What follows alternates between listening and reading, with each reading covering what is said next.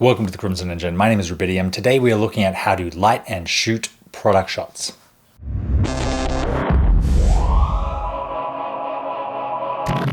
As you know, if you are watching this video, I have a YouTube channel and have found myself shooting quite a lot of reviews. For a review, you need to talk about the specs, talk about how the item, object, product is used, but also to show it. If you go back over my YouTube channel, you'll see an evolution in how product shots are shot on this channel. Because when I started, I wasn't very good. So I looked around, tried to find how other people were shooting them, what spaces they were using, what lenses, what cameras, what moves.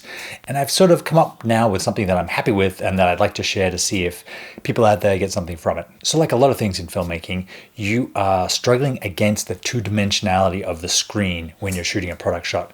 Because the screen is flat, the product is not. And it's surprising how often you can get those things mixed up.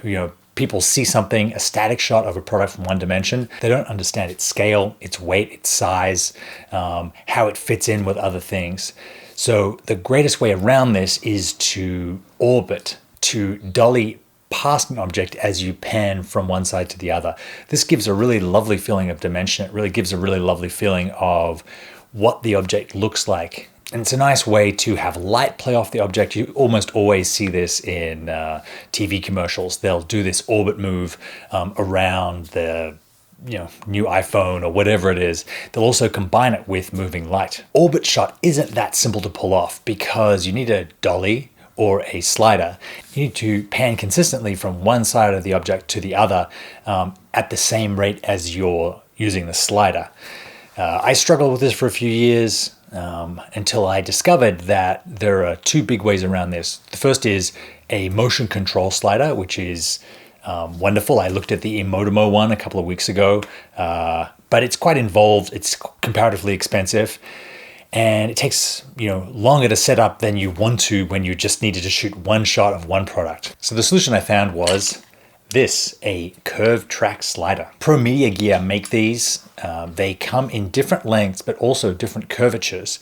So there's one where the radius of the curve is 5 feet away, or there's this one for smaller objects. It's great for product cinematography, where the radius of the orbit of the slider is only 2 feet away. So you can get in nice and close, you can use a macro lens, and you can get around smaller objects really easily. This, combined with shallow depth of field and some nice lighting, give these beautiful product shots that have been showing up more and more in my reviews. I'll leave a link to these in the description. It is a really eloquent solution to the curved slider shot that eliminates human error. It has a really high weight capacity because it's machined from a single piece of aluminium. You have a bunch of different mounting points and mounting options. You can put it on two tripods, a single tripod with this removable little bracket here.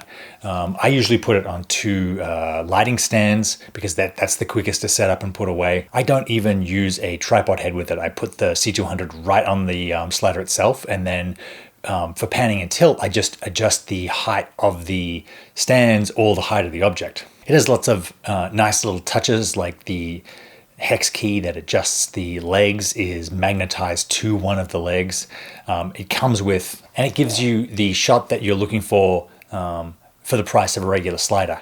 And speaking of regular sliders, this is actually reversible. It has a straight track on one side and a curved track on the other.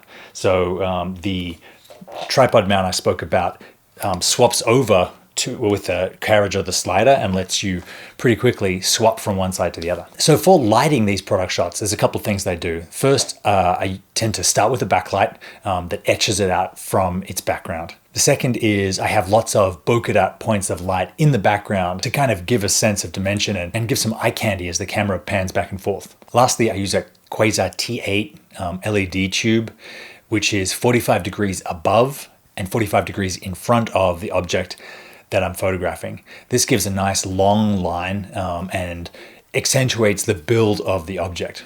Another way I've shot things before is actually to use a 1x1 as a stand, in this case the Lupo Super Panel, and that means that I can push light up through that to underlight the object. And this can be your first light and you can turn others on, or this can be your final light. Here you see a product shot from my Curta calculator, which is almost 70 years old, but still looks incredibly modern. That's my little look at lighting and photographing products. I'm really excited to experiment more with this technology to get better product shots. I want to do another one when I get a motorized control for this slider to talk about product reveals, so lights turning on as you dolly forward.